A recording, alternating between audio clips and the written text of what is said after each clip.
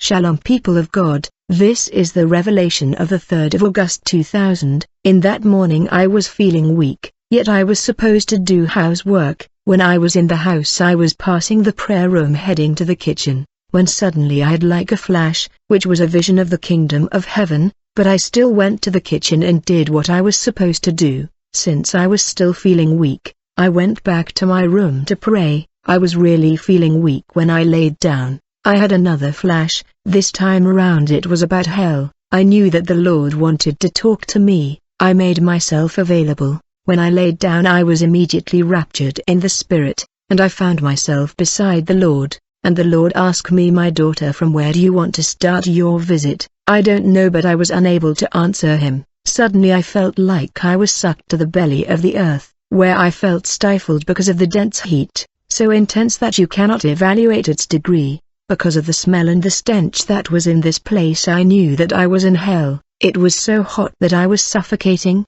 I was in a section where demons were torturing souls. When I looked I saw that these demons were giant. They were many meters long. When I look at them, to my surprise they look exactly like the character of the movie called Predator. What I saw was definitely the Predator that we watch in movies. Somehow these directors have managed to portray these demons of hell exactly as they are in hell. I saw the Predator behaving exactly like in the movie. He would hide in order to hunt his prey and then he will show up. This is precisely how he was behaving. In this horrific place I saw many souls of men placed inside cauldron. I would like to underline why the Lord does not like his children to sit watching profane or secular television. These profane programs have hidden elements that affect the believer. I want to get your attention on the grave danger of secular movies that people watch. If you are a child of God and you still watch secular movies and television, you are undermining your spiritual life and your intimacy with God.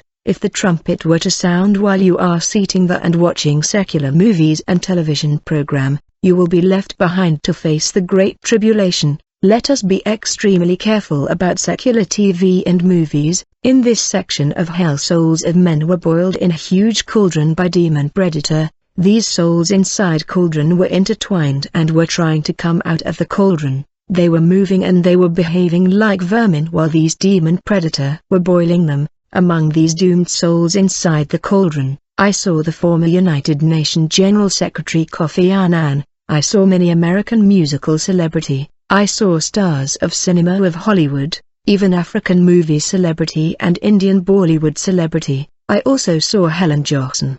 Not the Liberian president but another one who was a Westerner. I also saw our former president of Gabon. I also saw the American celebrity Beyonce. She was suffering in the cauldron. I was made known by the Lord that the real Beyonce was already dead and buried, and she is in hell. The one we have on the surface is Sasha Fierce. The real Beyonce is dead because of occult practice. I saw her in the cauldron. The person we see walking the street is Sasha Fierce. In the cauldron I also saw the Cameroonian footballer Fu, who died in the football field during the match. When we move away from these cauldron, I saw a huge cage, where souls of people that are still alive on the land were incarcerated. Among them I saw the footballer Eto's son, Aubameyang, Brandy. The Lord said these souls you saw in the cauldron had practiced occultism and they died without repentance. Death surprised them in that practice of occultism. I saw among them the late President Robert Mugabe. He was being boiled in the cauldron,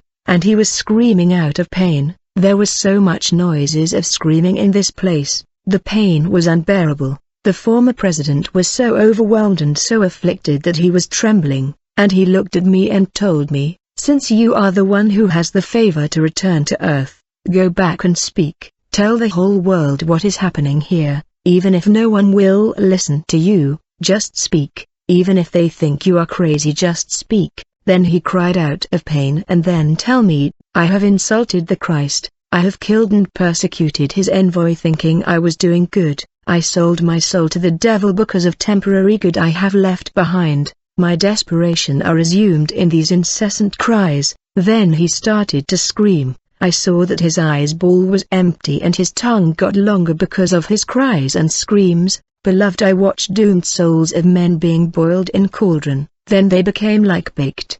These demon predator ate them, consuming their flesh the way we eat chicken and leaving only bones, and they threw out the bones. The predator were devouring the flesh of these souls, and then the flesh was reconstituting itself, and the souls were put back in the cauldron to be boiled again. When they were ready for consumption, the predator grabbed them and ate them. The cycle was going on and on. In this place there was a huge screen projecting the scenes of the death of Jesus Christ. It was the crucifixion of the Lord. These souls watch how Jesus died on the cross to save humanity. With regret and hopelessness, they also watch their own lives being projected on the screen, and they were watching hopelessly, for there was no hope for them. The only thing they can do was screaming and crying. The Lord then said to me, "Tell my church that is languishing and weak, the time has come. You must be united. Don't allow division among you. This is no time for division. Don't let the devil divide you. You must remain connected to me and hang on me.